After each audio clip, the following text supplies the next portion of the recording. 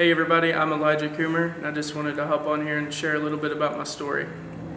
So a couple months ago, I came back from vacation, celebrated graduating college, and the next day I came to church with my mom and dad and my fiance, and I started sweating in church pretty randomly. Normally I sweat when I'm hot, but we were just, praising, and normally I don't sweat when I'm just praising, but my mom told me something was up. She said after church that the Lord was speaking to her, that something was going on with my heart. And of course, being a younger guy, I'm not wanting to know I'm sick, so I kind of just put it off for about a week. And one day it just became too much, and my heart was racing pretty much every day that week, and I was getting short of breath a lot. So I went and talked to my mom, and I said, I think we should go to the ER tomorrow. And we had to miss church that Sunday and went to the ER, and it turned out that I had blood clots all in my lungs. So of course that was pretty much a shock to me. I thought maybe I had pneumonia or something much simpler than that. So they ended up taking me to a hospital in an ambulance, and we went over to Louisville, and I spent the next 6 days in the hospital, pretty confused on what was going on, not really knowing what was wrong with me. But they ran some tests over that 6 days, and on the 5th day, they actually did an operation and pulled most of the blood clots out of my lungs. And the doctor still, they couldn't give me an answer of what was going on. So in the midst of that, 6 days, definitely my faith kicked in a lot there, because I'd say about a year ago I would have been freaking out, not knowing what to do. But I just felt this peace. I knew the Lord was with me the whole time. And that's this scripture I got sent when I was in there really spoke to me.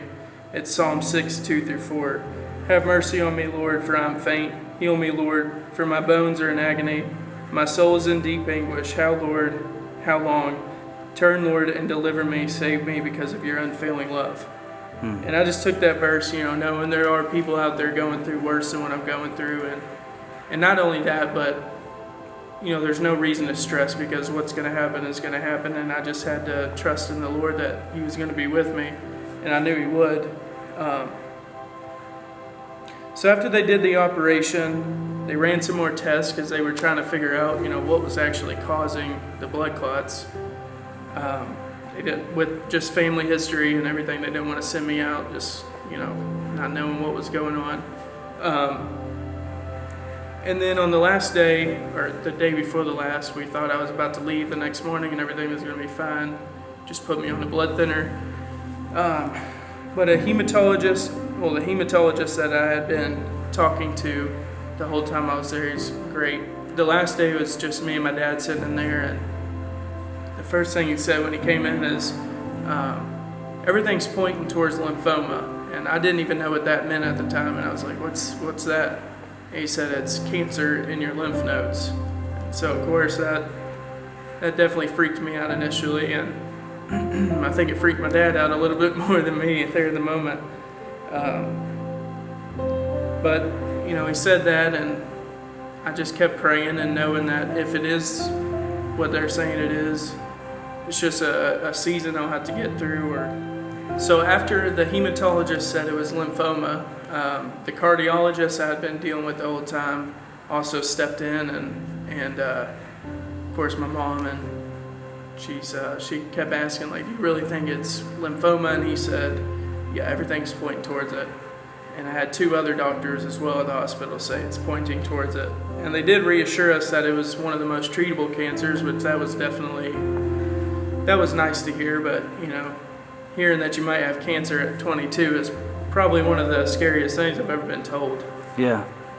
But I just kept going back to these scriptures and everything that I've learned over my life about the Lord, and I just kept having this peace, and it wouldn't be disturbed. Like, every time I would start to freak out, I would just pray, say a little prayer, and it just would feel like it would go away. And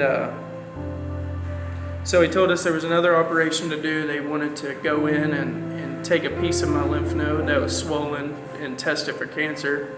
And to do that operation, I had to go into a CT scan because it was a CT scan guided operation.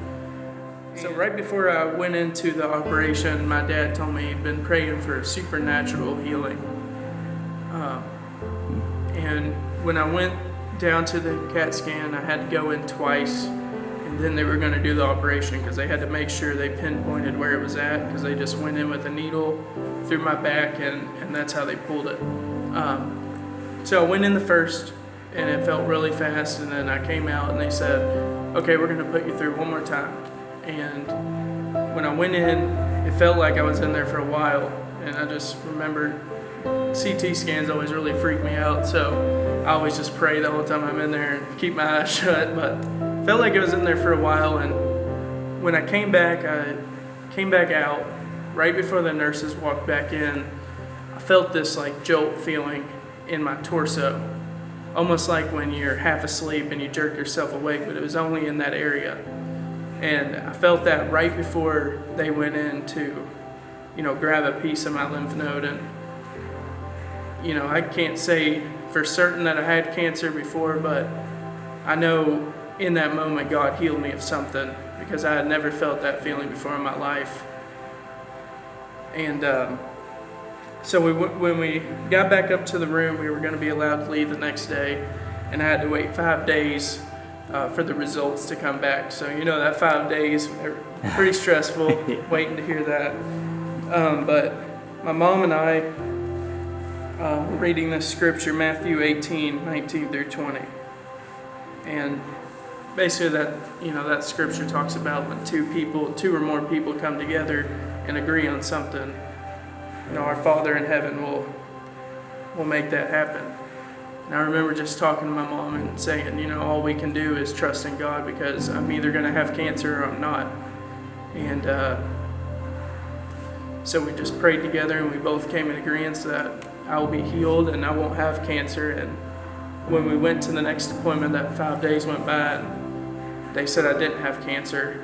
And so that was definitely pretty awesome to hear. Incredible, yeah. Of course, the doctor has to go through precautions, and they do want to test me again. For sure. A CT scan, just to make sure my liver and spleen and lymph nodes have went back to a normal size. But I've got no doubt in my mind that I've been healed, and this is just going to be a steady progress of healing over the next years. Yeah. I hope this story, I hope you hear it, not just here, but I hope it touches someone out there, because if you would have told me that I would have gone through this 4 years ago, I would have said you're out of your mind. Yeah. And I hope it encourages someone out there, and I just hope that God is always with you. He's always listening. No matter what you're going through, no matter how bad you feel, He's always there, and there's always going to be an outcome to whatever you're in.